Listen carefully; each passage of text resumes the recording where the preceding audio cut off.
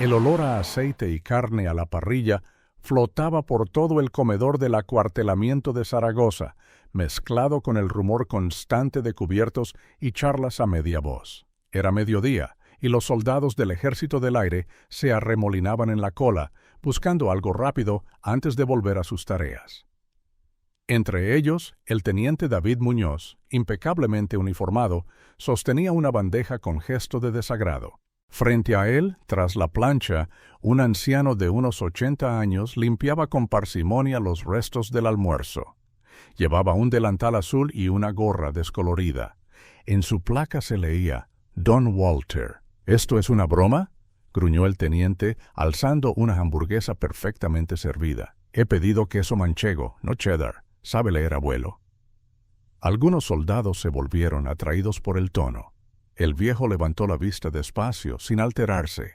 Tenía los ojos claros, serenos, y una quietud que contrastaba con la crispación del joven oficial. «No es una broma, señor», respondió con voz grave. «Pero si hay error, se corrige». David bufó. «Lo que hay es falta de disciplina. ¿Quién le ha autorizado a vestir ese uniforme civil? Esto no es un bar del pueblo. Está usted en una base aérea, y la precisión es un principio. ¿Cuántas cosas más hará mal?». Las risas de dos alféreces detrás de él llenaron el silencio. El anciano siguió limpiando la plancha, como si no oyera. Su delantal ocultaba una camisa azul vieja, remendada en un hombro, y allí, apenas visible, un pequeño parche cosido a mano, un halcón descendiendo sobre una ola, en tonos gastados. Los jóvenes no le dieron importancia, parecía una insignia cualquiera. Pero Walter, al sentir la mano del teniente rozar ese parche, se quedó quieto. Por un segundo volvió a oler el humo de gasoil y el salitre.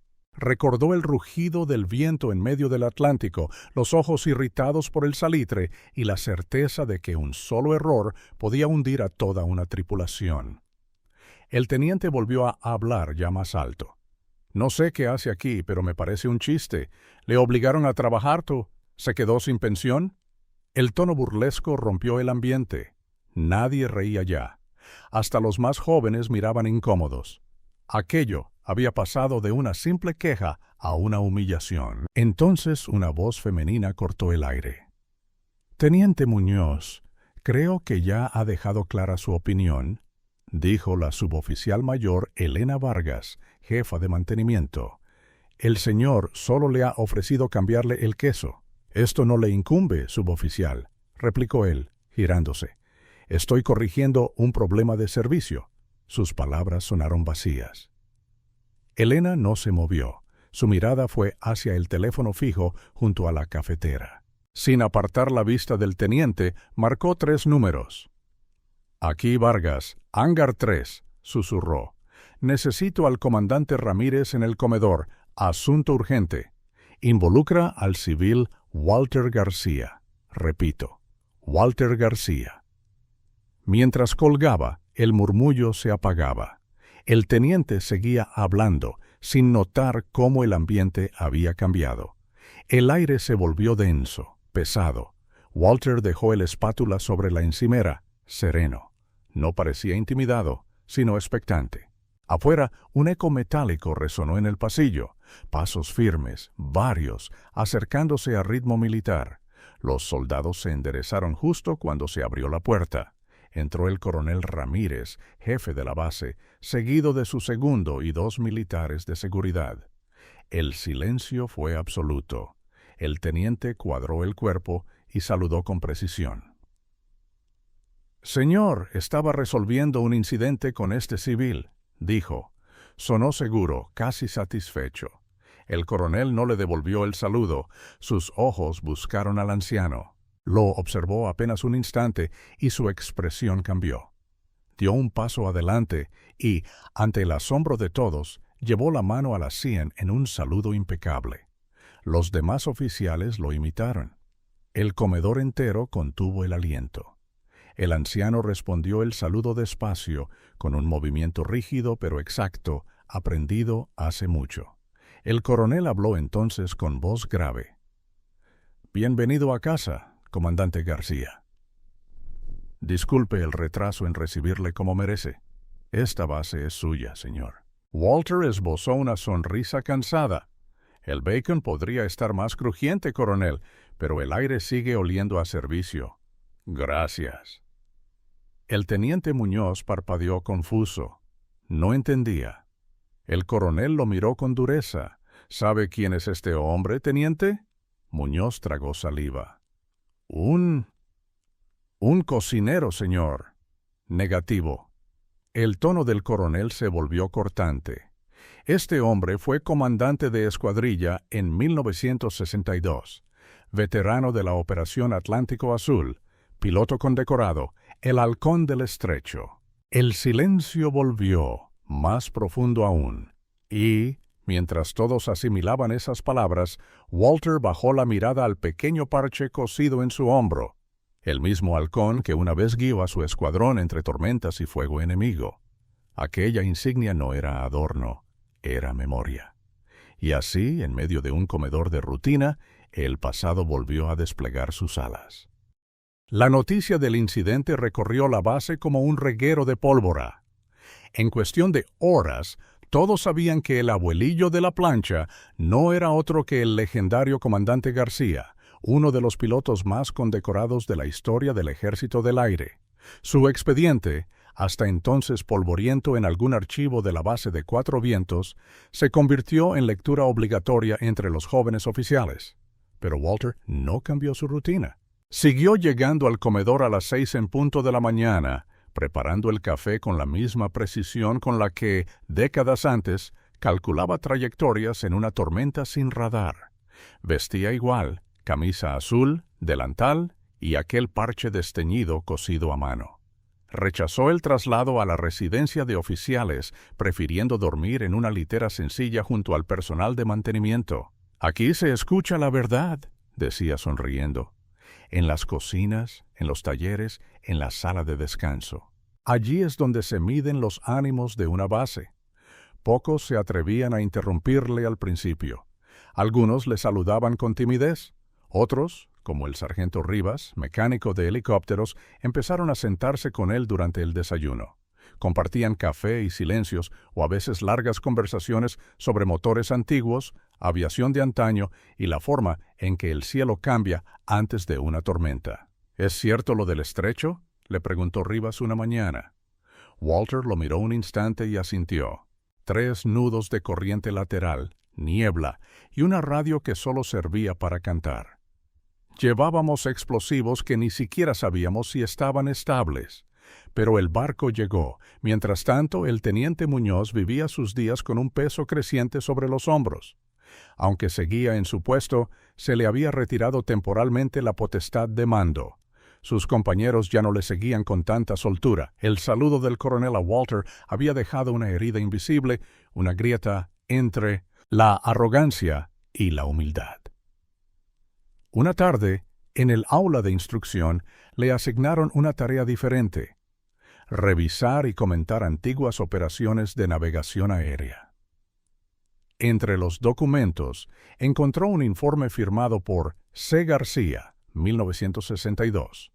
Al principio no lo relacionó, pero al avanzar reconoció la descripción exacta del incidente del estrecho. El estilo era sobrio, casi seco, sin alardes. Cada línea era una lección. No confiar en instrumentos en condiciones de perturbación electromagnética. Calcular con el cuerpo, con el ojo, con el tiempo. La intuición se entrena, no se improvisa. Muñoz cerró la carpeta y apoyó la cabeza entre las manos. Por primera vez en mucho tiempo sintió vergüenza no por la reprensión, sino por su ignorancia. No había fallado en el protocolo, había fallado en el respeto. Esa noche, Walter salió al patio trasero del comedor, donde se veían las luces lejanas del hangar.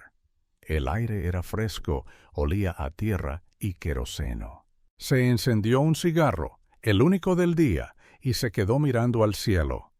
Un avión rompió el silencio con su rugido lejano, y Walter cerró los ojos.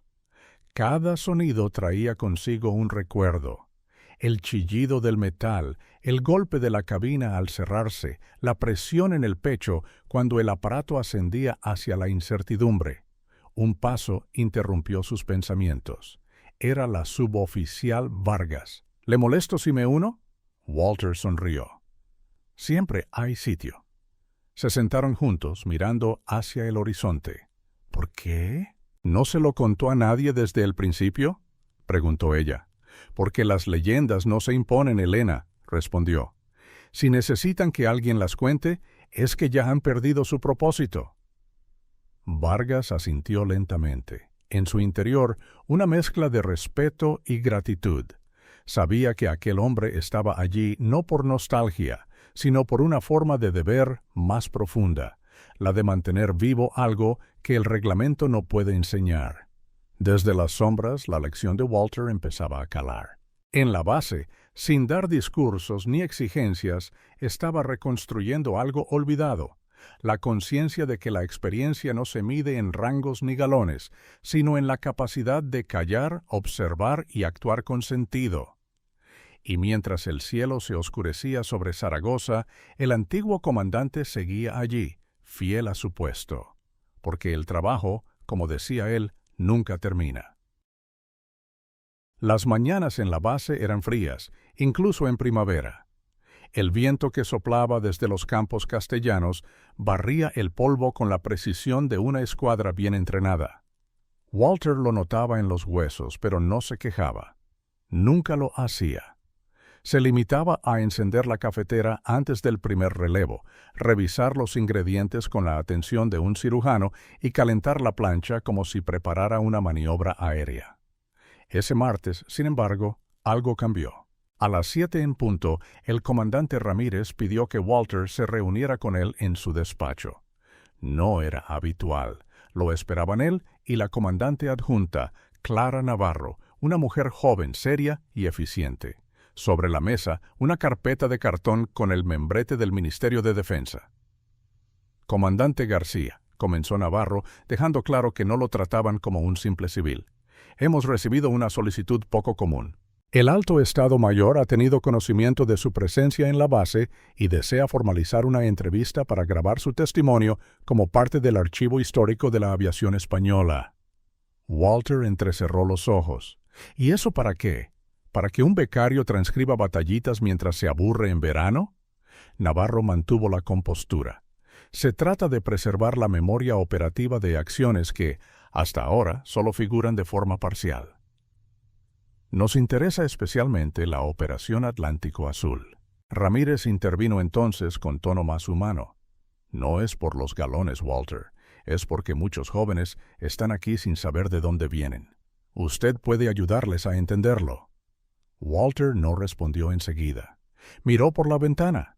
Fuera, un grupo de soldados practicaba formaciones. Uno de ellos era Muñoz. Ya no gritaba órdenes, escuchaba. «Lo pensaré», dijo al fin. Salió del despacho en silencio. No iba a negarse, pero tampoco lo haría sin condiciones. Esa misma tarde, pidió autorización para organizar una charla voluntaria en el comedor, abierta a quien quisiera escuchar. Sin cámaras, sin prensa, solo palabras. La respuesta fue afirmativa. Y al día siguiente, a la hora de la cena, el comedor se llenó de uniformes. Algunos por curiosidad, otros por respeto, y unos pocos porque intuían que algo importante estaba por decirse. Walter se levantó desde su silla habitual con una taza de té entre las manos. Caminó despacio hasta el centro del salón.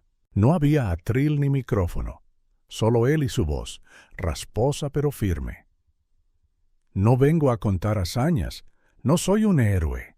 Vengo a hablarles de miedo, porque es lo que nos une. Todos hemos sentido miedo antes de un vuelo, de una misión, de una decisión. El miedo no es debilidad, es lo que nos recuerda que estamos vivos y que cada decisión importa. El murmullo desapareció. Incluso los cubiertos dejaron de sonar. En el año 62, piloté un C-47 sin radar en plena tormenta atlántica. Llevábamos víveres y piezas críticas para un escuadrón en la frontera con Marruecos. La radio murió. El copiloto vomitaba por la presión. Teníamos que elegir, girar y fallar, o seguir con los instrumentos ciegos. Decidí seguir, no por valor, sino porque entendí que el deber no es hacer lo correcto cuando es fácil, es hacerlo cuando da miedo. Hizo una pausa. Nadie se movía. Sobrevivimos, llegamos, pero ese día entendí que el uniforme no te hace valiente.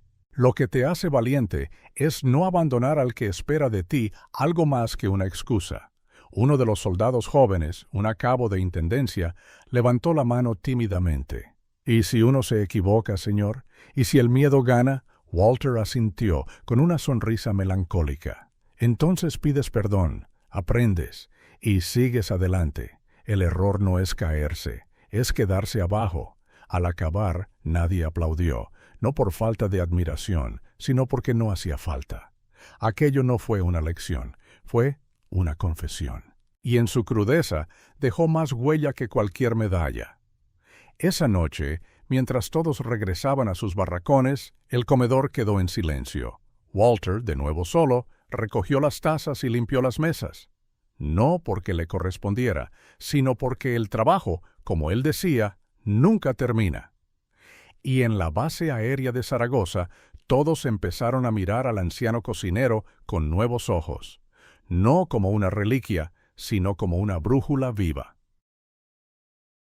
El aire olía a tierra húmeda tras la ligera llovizna de la madrugada. En la pista secundaria de Zaragoza, los técnicos realizaban revisiones rutinarias. Entre ellos caminaba el teniente Muñoz, ahora más reservado, con una carpeta bajo el brazo y la mirada baja. Habían pasado 2 semanas desde aquella charla en el comedor, y, aunque nadie lo decía abiertamente, todos sabían que algo en él había cambiado. Fue entonces cuando el comandante Ramírez le asignó una tarea inesperada: asistir personalmente a Walter García en una revisión de seguridad alimentaria, parte del protocolo semestral. El mensaje era claro, no era castigo, era oportunidad. Muñoz lo entendió. Aquella mañana, Walter lo recibió en la cocina con una leve inclinación de cabeza.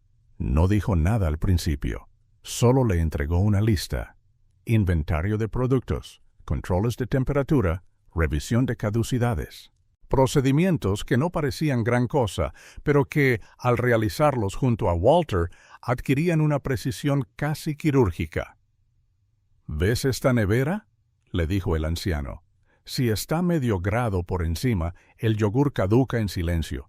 Y cuando uno de los nuestros cae por una bacteria, nadie se acuerda del mecánico que tuvo que cubrir su turno. Todo está conectado, teniente, todo. Muñoz asentía. Tomaba nota con rigor, pero sobre todo, escuchaba. Ya no buscaba imponer, sino comprender.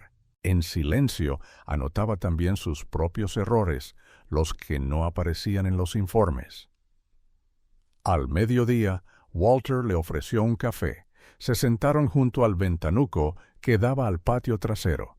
El sol se colaba entre nubes grises, pintando de oro los restos de lluvia.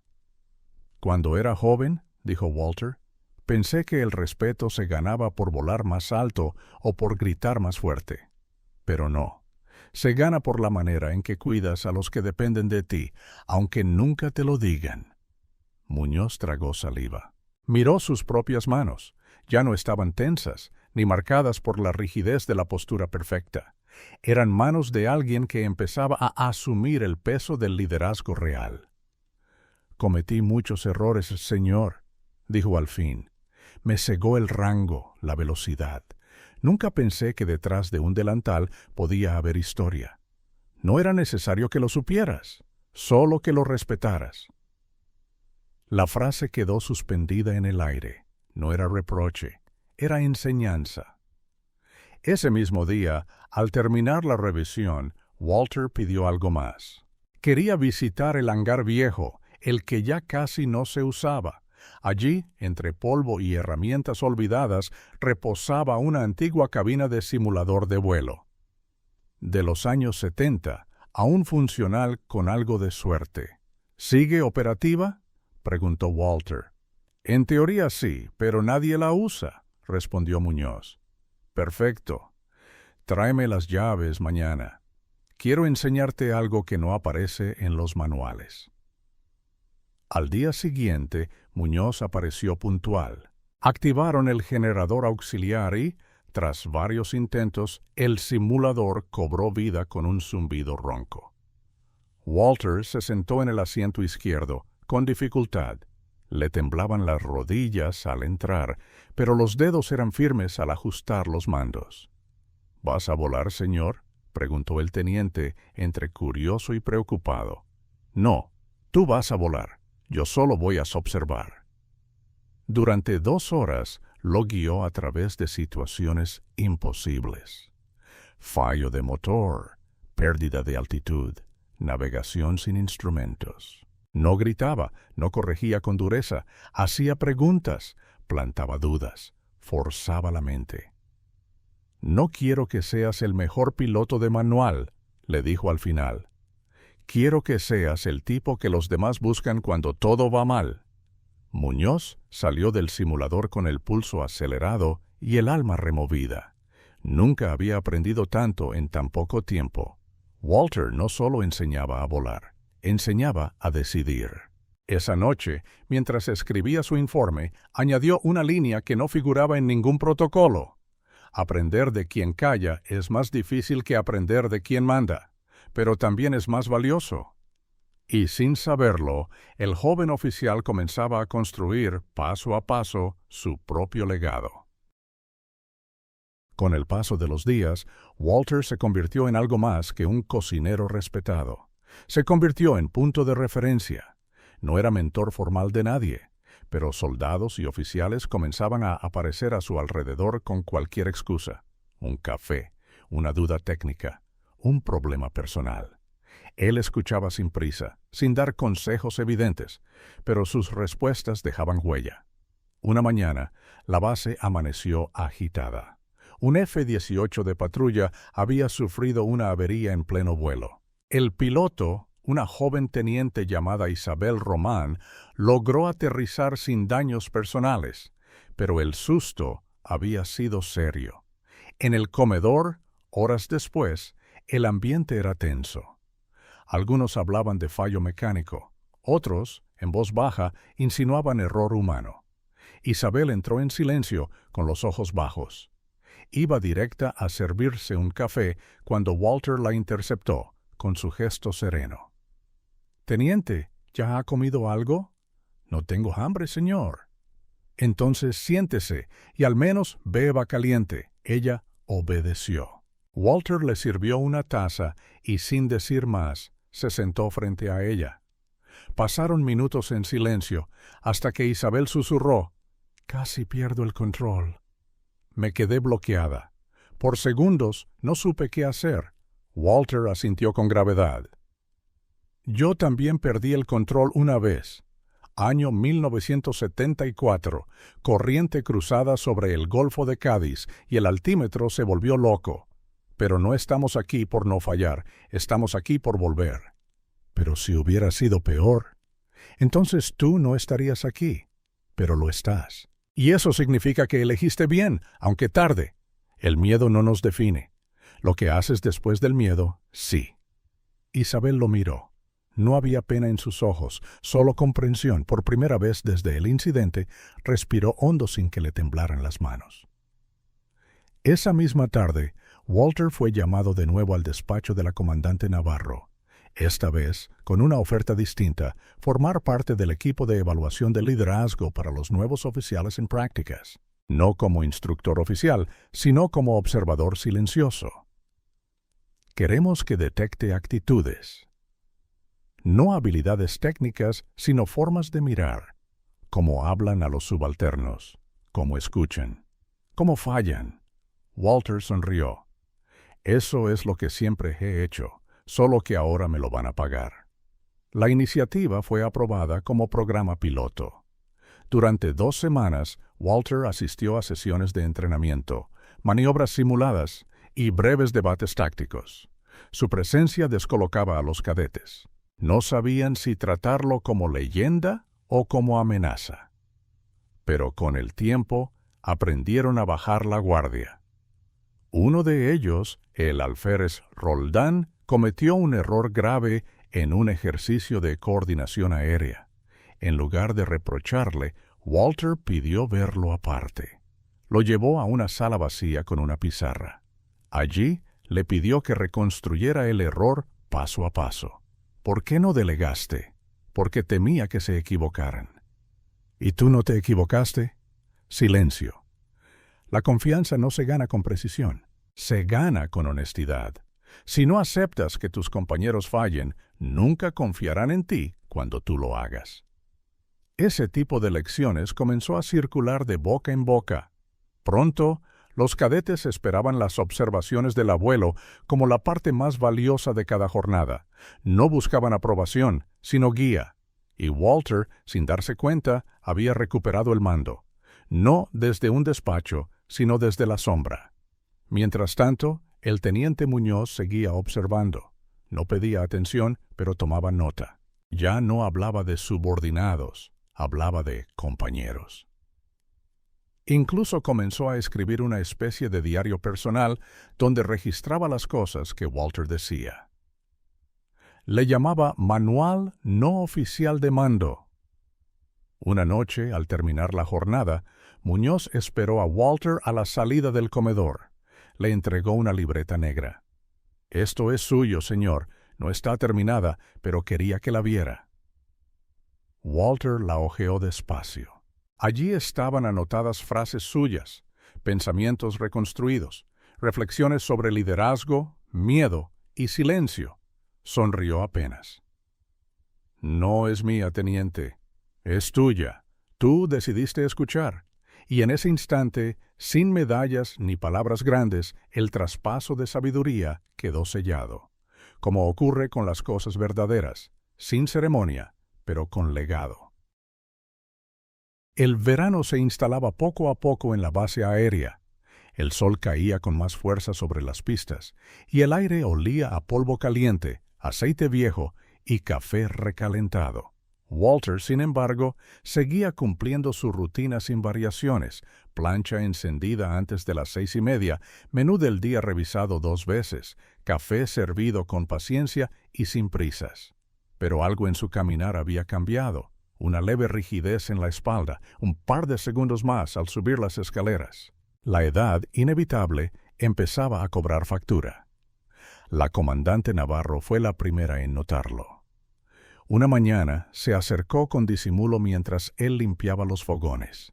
¿Le haría mal tomarse unos días, Walter? Él negó con la cabeza. Mientras respire, el servicio sigue. Pero esa misma tarde, durante una sesión de evaluación de liderazgo, Walter tuvo un leve mareo. Se sostuvo en la pared sin caer, disimuló con un trago de agua, pero fue suficiente para que activaran el protocolo médico. El enfermero de turno insistió en llevarlo al dispensario. «Presión baja, deshidratación y fatiga acumulada», dijo el médico, un joven capitán con expresión preocupada. «Necesita reposo». Walter accedió sin protestar. Le asignaron una habitación en la residencia de personal civil, silenciosa, limpia, con vistas a un rincón del campo de vuelo. Por primera vez en semanas, estuvo solo más de 2 horas seguidas. Le costó dormir, le costó más aún no estar donde sentía que era útil. Mientras tanto, la ausencia de Walter se hizo notar como una grieta silenciosa. El comedor seguía funcionando, pero algo faltaba. El menú era el mismo, los horarios también, pero el ambiente había perdido su eje. Incluso los comentarios sarcásticos habituales de los soldados eran más tibios. El abuelo no estaba, y eso se sentía. El teniente Muñoz, al enterarse, pidió permiso para visitarlo. Llegó a la habitación al atardecer con una bolsa de bollos caseros del economato. Walter estaba sentado junto a la ventana, en bata, leyendo un cuaderno de notas antiguas. ¿Se siente mejor? «Me siento viejo, pero aún cuerdo», sonrió levemente. Muñoz se sentó frente a él, en silencio, luego habló con franqueza. Cuando llegó pensé que era un estorbo, un civil con delirios de grandeza. Ahora no concibo esta base sin usted. Walter lo miró. Yo tampoco, pero llegará el día en que no esté. Lo importante es que lo aprendido no se pierda. Muñoz abrió su carpeta. He empezado a preparar un protocolo de integración para veteranos en tareas de apoyo. Nada formal aún, pero quiero que su experiencia sirva de puente para otros. ¿Y el ministerio?, preguntó Walter alzando una ceja. Ya hice las primeras consultas. Me tomaron por loco, pero también tomaron nota. Walter cerró los ojos un momento. Asintió. Eso es liderazgo. Ver antes que los demás. Apostar por lo invisible. Esa misma semana, el coronel Ramírez propuso oficialmente que Walter García recibiera una mención honorífica por su contribución ejemplar a la moral y al entrenamiento no formal en la base. Walter declinó. No necesito una placa. Con que alguien recuerde lo que dije, basta. Pero el homenaje se hizo de otra forma, sin discursos ni cornetas. Una noche, sin previo aviso, aparecieron pegados por todo el comedor unos pequeños carteles con una sola frase: hazlo como si Walter estuviera mirando. Nadie los firmó, nadie los retiró. La frase se volvió una especie de lema no oficial. Se decía en voz baja cuando alguien dudaba, cuando un tornillo quedaba mal ajustado, cuando un novato olvidaba limpiar su puesto. Bastaba con evocar la mirada paciente de Walter para corregir el rumbo. Y así, incluso enfermo y en reposo, Walter seguía influyendo. No desde la plancha, ni desde el uniforme, sino desde algo mucho más profundo, la conciencia colectiva de una base que aprendió poco a poco a valorar la verdadera autoridad. El último domingo de agosto amaneció extraño. El cielo sobre Zaragoza estaba cubierto de nubes bajas, de esas que no descargan lluvia, pero apagan la luz del día. La base entera parecía en pausa, como si el tiempo se contuviera a propósito. Ese día, Walter García se marchaba. No hubo desfile, ni despedida oficial. Lo había pedido expresamente. Solo quería un café antes de coger el vehículo que lo llevaría a la estación. A las 7 en punto, se sentó en su mesa de siempre. Había dejado su delantal doblado con esmero sobre la silla, la plancha apagada, la cocina limpia. Uno a uno, sin decir palabra, comenzaron a llegar soldados, suboficiales y oficiales. No formaban fila, no hablaban fuerte. Se sentaban cerca, compartían mesa, dejaban un saludo, una taza, un gesto. El teniente Muñoz llegó con el primer relevo. Llevaba una carpeta bajo el brazo. Se sentó frente a Walter como tantas otras veces. «Esto es para usted», dijo, dejando la carpeta sobre la mesa. Dentro había copias de su manual no oficial de mando, ahora corregido, ampliado y maquetado. En la portada, una silueta de avión sobre fondo blanco y un título discreto, lo que no enseñan en la academia. Walter lo hojeó en silencio. En la última página, una dedicatoria escrita a mano, para quien nos enseñó sin hablar más de lo necesario. Gracias por recordarnos que el valor se cocina lento. No dijo nada, pero su mirada brilló por un segundo con la intensidad de un sol viejo que se niega a apagarse. A las 8:15, el vehículo oficial llegó. Walter se levantó con dificultad, saludó a todos con una leve inclinación y caminó hasta la puerta del comedor. Antes de salir, se volvió y dijo algo muy simple. «Seguid cuidando del trabajo, porque el trabajo nos cuida a nosotros». Nadie respondió. No hacía falta. Ese día el silencio fue un aplauso. Días después, en un rincón del comedor, apareció colgado un marco con el viejo parche de Walter, el halcón descendiendo sobre la ola, cosido a mano. Debajo, una placa sencilla: Walter García, comandante, mentor, compañero, que el viento siempre te sea favorable. El teniente Muñoz continuó su labor en la base, con más humildad, con más escucha. Se convirtió en uno de los promotores del programa de integración de veteranos. Poco a poco, otras bases comenzaron a replicar la idea. Años más tarde, al ser ascendido a capitán, alguien le preguntó en una entrevista cuál había sido su mayor lección en las Fuerzas Armadas. Que los héroes no llevan capa ni medallas, a veces llevan espátula y delantal, y al final del video, en un guiño que pocos entendieron, añadió: el trabajo siempre está ocurriendo, aunque no lo veas.